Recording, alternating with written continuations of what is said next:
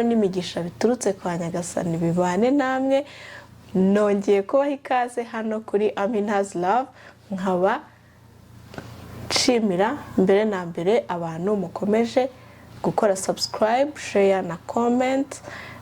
Nkaba mpaye ikaze buri muntu wese uje hano ari ubwa mbere. Njyewe nitwa Amina. Uyu munsi rero mbafitiye umuntu na hostinze aze kumfasha kumbaza ibibazo nanjye nze kumusubiza. Ikiganiro cy'uyu munsi ni ibibazo n'ibisubizo. Reka twizere yuko bitari buze kuba bikomeye cyangwa se ngo nanirwe kubisubiza. Twamuha ikaze. Akoze cyane kunyakira kino platform yawe Amina's Love. Ndabyishimiye. Ubu rero sasa nanjye ngiye gukora icyanzanye, ngiye guhata ibibazo. Ashyiramo imiyaga. Uretse ngiye guhata ibibazo, ubu nyine nawe biri tayari kubisubiza. Reka tureke gutindira abantu bacu cyangwa se abantu bacu. Twagiye uri tayari? Cyane. Okay. Ikibazo cya mbere kiragira kiti ese ni uwuhe mwaka cyangwa se ni ibihe bihe byagushimishije kurusha ibindi kugeza ubu ngubu? Ubwo nimvuga kugeza ubu ngubu nta wamenya, nyuma yanga guhereje wenda ushaka kuzashimishwa n'ibindi.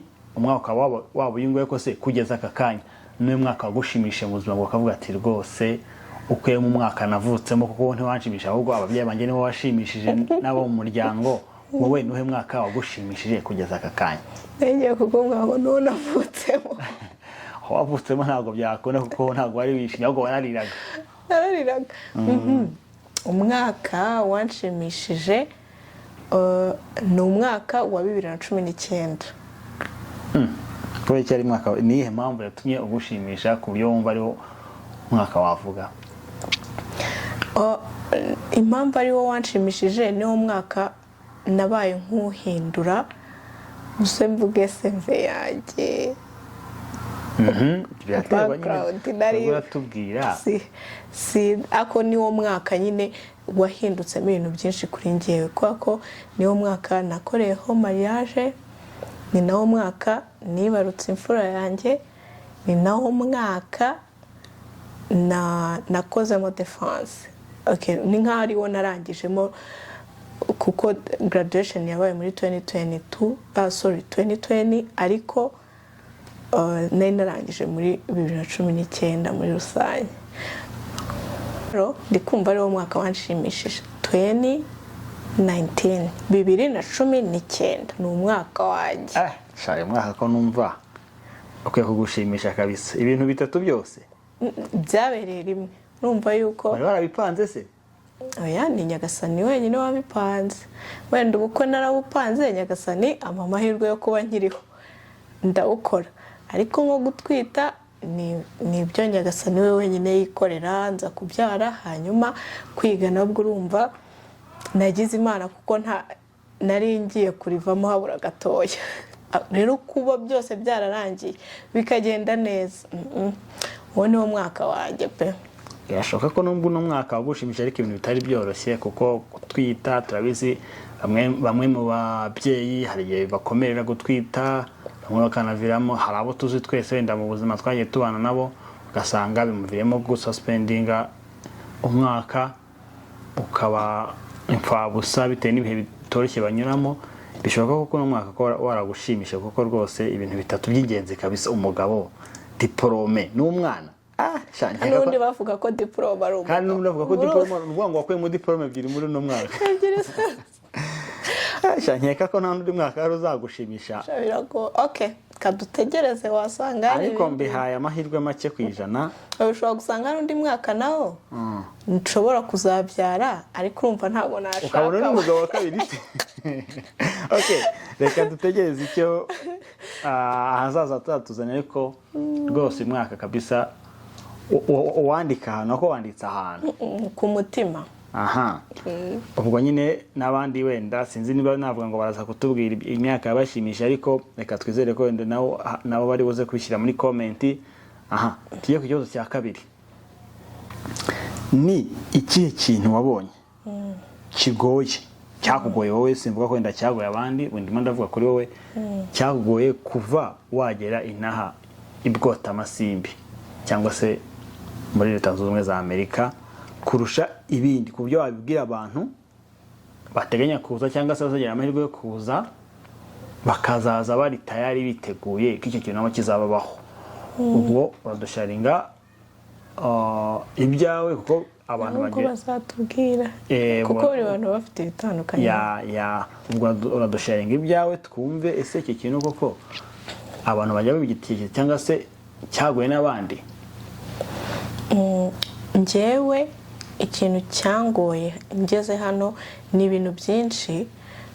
Kuza hano nyine uba wahinduye ubuzima, ibintu byinshi birahinduka pe. Uburyo twari tubayeho mu Rwanda, iyo ugeze aha ngaha usanga nyine wavuga ko nyine ubuzima waba bukomeyemo, ariko kuri njyewe ikintu cyangoye ni ikijyanye no guha umwanya abana cyangwa umwana wawe. Mu kuri twese turabizi nta kintu cyaruta kuba nyine wumva ko umwana wawe muri kumwe wamuhaye umwanya ushoboka, yakubonye kandi nyine mu gihe kizaza ntazumve yuko atigeze abona umubyeyi we. Hano rero biragoye n'abandi muraza kumbwira uko bimeze, ariko kubonera umuryango umwanya bitewe na shift abantu baba barimo, bitewe n'ubuzima bwa buri munsi, uva muri shift ukaza ukajya mu kazi ko mu rugo, ukabona nyine kubona umwanya, si ukuvuga ko utaboneka, uraboneka pe, ariko nyine kuwubona ku rwego woba wumva ushakamo biragoye. Nicyo kintu njye cyangoye. Ngira ngo kuko ndimo ndabyumva, guha umwanya umuryango, mbega gusaranganya umwanya ufite umuryango ukawusanganya n'ibindi bisanzwe. Biragoye pe. Birashoboka se? Birashoboka. Nuvuga ngo bisaba kubitekerezaho inshuro zire. Nicyo kintu kuri njye, nicyo kintu gihora mu bitekerezo byanjye, ku buryo niyo ntekereje kuba ngo reka nzane umwana wa kabiri, murabizi n'uwa mbere mbona ari ikibazo gikomeye. Ntabwo ari ikibazo cy'ubwana, ahubwo nyine kumurera, kumuha umwanya, kumuha ibyo akwiye byose nk'umubyeyi, mpita mbona nyine bingoyemo. Gahunda ubwo niyo kubyara umwana umwe nk'uw'ingwe kuko abantu bajya babivuga. Tuzababyara abana, ahubwo ni ugukora uko dushoboye nyine tukareba uburyo dushobora kubabyara kandi bakatubona nyine, natwe tugahindura muri make umuvuno. Tumva icyo kintu gishobora kuba cyaragoye abantu benshi buriya. Ubwo abantu bateganya kuza hano bazaze bazi ko amazi atakiri yayandi ari ukoga mpagaze. Niko bajya bavuga ngo amazi ntakiri yayandi. Ikibazo cya gatatu kiragira kiti, ngenda kuzi sinkuzi, ese ko nzi ko ufite abavandimwe benshi? Ntabwo ari benshi cyane, ko ntabwo ari bake, gusa barahagije ndetse n'umugisha, kuko ntabwo ari bya buri wese. Ni ikihe kintu uzi wowe n'abavandimwe bawe muhuriyeho ku buryo ubu turi hano muri Amerika, ariko ku buryo nk'umuntu wagera nko mu Bwongereza cyangwa se akagera mu kindi gihugu, yakora akatishati uyu nguyu ni wo kwa kanaka bimwe na kanaka pe, bitewe n'icyakoze cyangwa se bitewe n'uburyo amubonye. Ni ikihe kintu uzi muhuriyeho mwese? Icyo kibazo ko kigoye. Nta miyaga. Ikintu nzi, ariko nyine twese aramutse atuzi, ku buryo ashobora kuvuga wenda ati iki n'iki muragihuje. Yego. Nyine ku buryo ashobora kukubona akabona umuvandimwe atamuzi, akavuga ati ariko ntabwo ufite icyo upana na runaka. Si ngombwa ko mwese aba bazi. Ikintu cya mbere, uwo muntu aramutse azi mama wanjye, ashobora kuvuga ati ako ko mbona iwanyu ni hehe, ukahavuga. kuko ngiye nkura nyine nisanga ndi nk'ahantu nta n'umuntu n'umwe wo mu rugo uhari, ariko ugasanga umuntu arambajije ati iwanyu ni hehe, namara kuhavuga agahita ambwira ati kusa nk'abantu bo kwa Hagi, kusa nk'abantu bo kwa Hagi, ati turamusuhuje cyane Hagi, ati mama wanjye turamukunda cyane, twishimira kuba dusa nawe, ni iby'agaciro. Abantu bose abana be nyine dufitanye ishusho. Ikindi kintu duhuriyeho ni ibirenge, ikirenge cyacu ni irangamuntu, kirahuye pe, ku buryo nyine iyo uzi umwe cyangwa se uzi umwe ushobora kumubona ugatuma atesha mufite ibirenge bimwe iwanyu pe. Ikindi kintu si ubu duhuriyeho n'icyo, nta byarenze, nta kintu kiba kirenze, nyine ubuzima uko buri niko tububamo. Biba bimeze bon, ariko nyine utanabibona, niba binameze nabi biba bimeze bon nanone ariko utanabibona. Akantu k'ikirenge uvuze n'ubwo ngo ibirenge byanyu bimeze kimwe, bimeze kimwe ku buryo ushobora kubona ikirenge cyawe wenda abavandimwe bawe bose ndabazi ngewe, nuko niba uzi ikirenge cyanyu uzi ikirenge cy'abantu bose bo mu rugo. ubwo se ikirenge mugikura kuri nde? Ni kuri mama, ni kuri papa? Bombi wenda, ariko ahanini ni kuri mama. Okay. Aha. Okay, munsi ndumva nawe waje uri tayari da ibibazo urimo urabisubiza, ariko ntabwo tuzi niba urimo urabisubiza neza, ubwo tuzabibwirwa n'abagukurikirana. Dukomeje gushimira cyane kubera ko bakwereka urukundo, batuma utagivinga up cyangwa se utava ku bintu. Ni ikihe kintu kigushimisha cyane kurusha ibindi nkawe, cyane ko abantu buri wese agira ibintu bitandukanye bimushimisha? Ikintu kinshimisha ni ukuba ndi mu rugo ubwo rwanjye, akanya niho ndi bihoraho. Waba kuba ndi mu rugo hasa neza, ahantu hose nahasukuye, nta kantu ndi guhura nako, mbese na bya bintu umwana aba yanyanyagije byose nashyize kure y'amaso yanjye, uwo munsi mba numva ntuje, meze neza, nishimye, ibintu biri kugenda neza. Nariye ako kibuke. Ahantu ngo ukunda kuri mu rugo, ahantu hatunganye hasa neza, mu yandi magambo iri ku kazi, nubwo akazi kaduha amafaranga ariko ugakora n'ubundi wumva iby'akazi byose nabimenya, ariko iyo agapece kaje ni ukuvuga ngo uriho hakirininze ari n'umunsi pece kiziraho, biba ari ibirori, ibintu rwose ari mama. Ku mugani wa babandi ubufunzemo kijeni, mba numva rwose sinzi niba hano hari umuntu wanga umunsi ka pece kaziraho pe, baraza kutubwira ayo masaha ubyuka uri gucekinga bikajya, cyane ko uzi igihe bari buguhembere. Okay. Sawa. Twakomeje n'ikindi kibazo.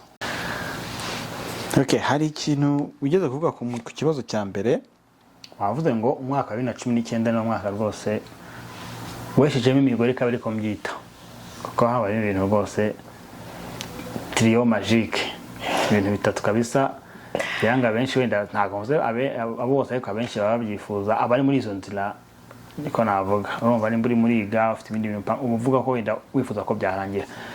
Ese mbere yo gushaka ukiri umukobwa, amakuru wajyaga wumva bakubwira, yaba abashangazi bawe, bakuru bawe se niba barimo bagutanze gushaka, amakuru wajyaga bakubwira kubaka urugo, wasanze ariyo?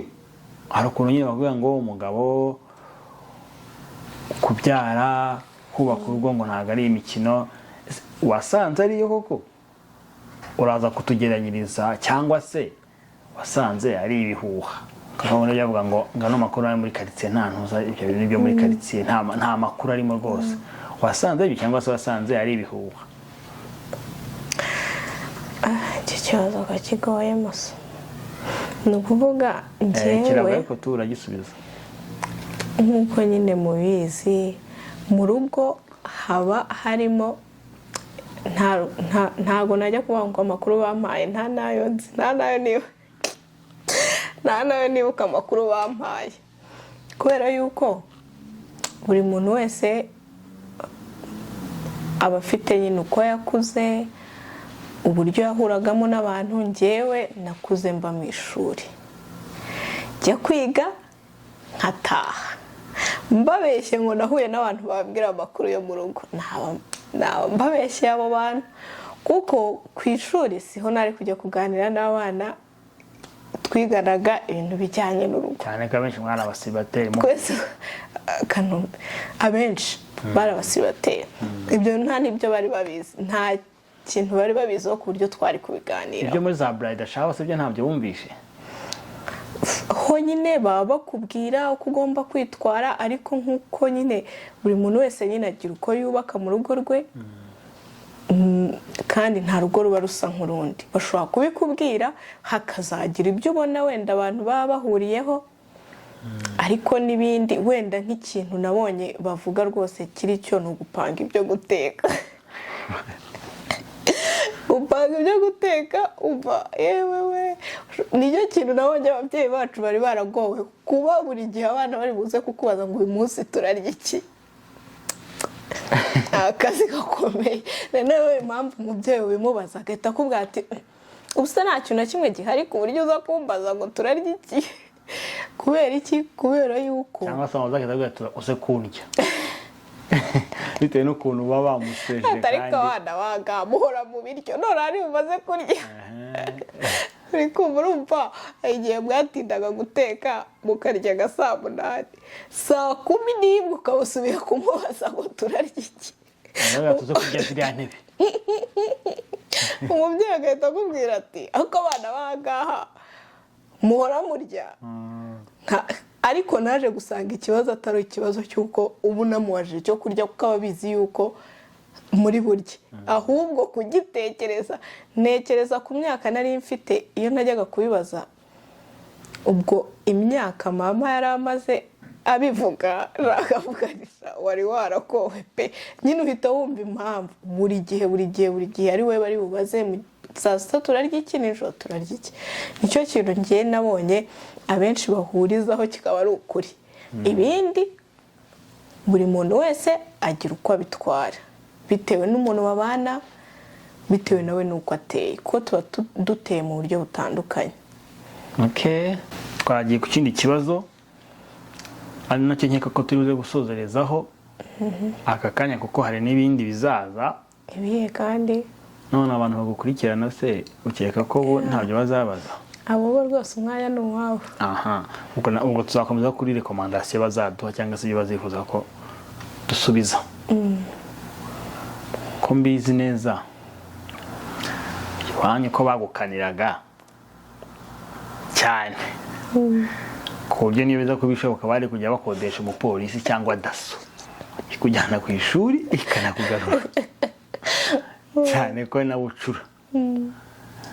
Ese ni iki ubona byagufashije, cyangwa se ubona uburyo bagukaniyemo hari ikintu byagufashije mu buzima ubu ngubu uri murabamo, cyane ko bagutegura ko umuntu w'ahazaza ufite ushobora kugira icyo azigezaho? Ubona hari ikintu byagufashije koko ku buryo nawe wabyapurika ukabikora ku mwana cyangwa se ku wundi muntu ureberera, nubwo nzi ko bitakorohera, ariko se byibuze ubona hari ikintu bifasha? Yewe mbega ikibazo. Mbere na mbere ikintu bita gukanira rwose, iyo uri kukibamo ari ubuzima urimo nyine mu rugo wagukanira biba bigoye pe. Uba wumva mu buzima sinzi ko nabisobanura, wumva mu buzima ufite ibibazo nk'ijana ukiri n'umwana, wumva ufite gahunda nyinshi ushaka kuzasoza, wumva ufite ingendo, noneho wumva ababyeyi bakubangamira.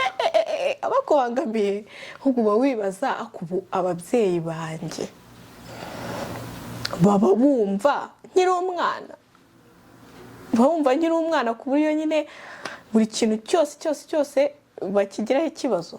Ariko ikintu cya mbere uba ufite mbere na mbere uba ufite ingendo. Amakuru make ni abantu uko iyo umaze kubona uburenganzira bwawe zishira ukabura umunsi umwe bigahita birangira.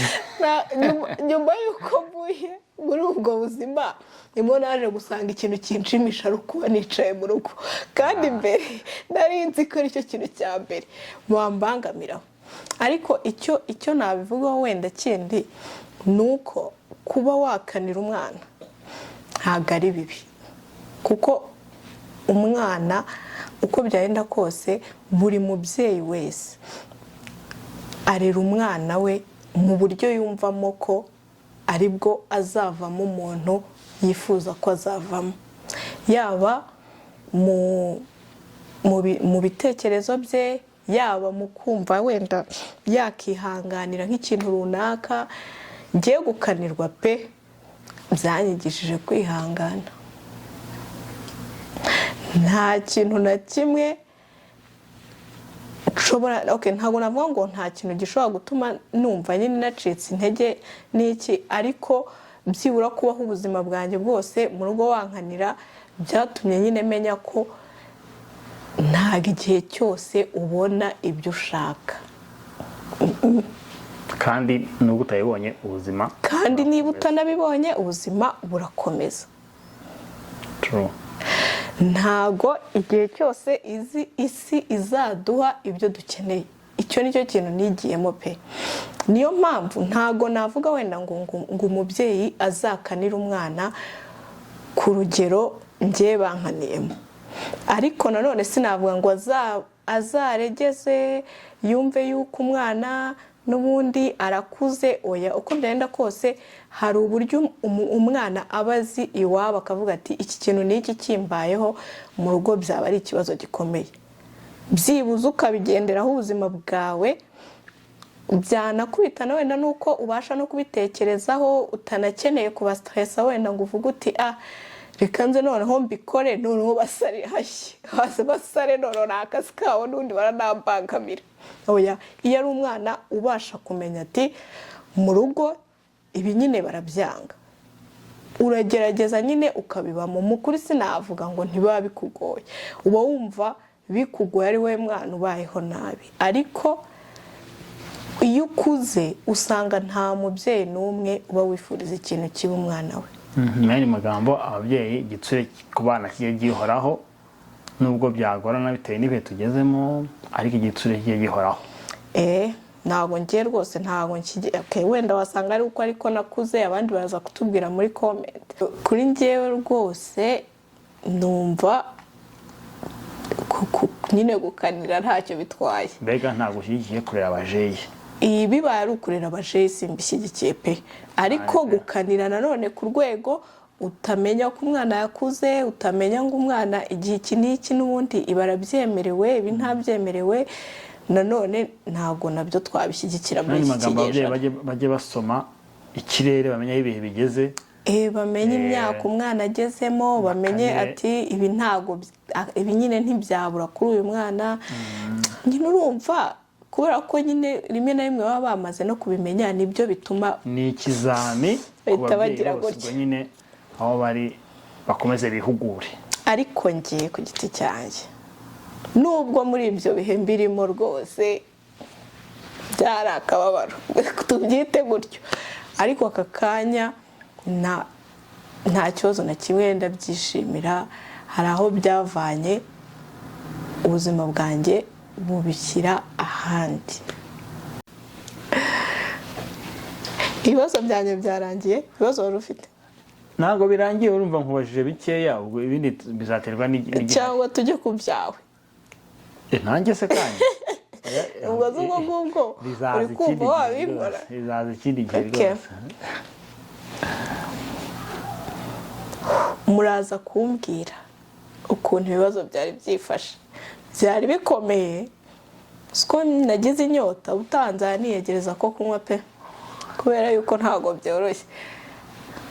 ndabashimira cyane kuba mwadukurikiranye, naho ubutaha ntimwibagirwe gukora kuri subscribe. Ciao.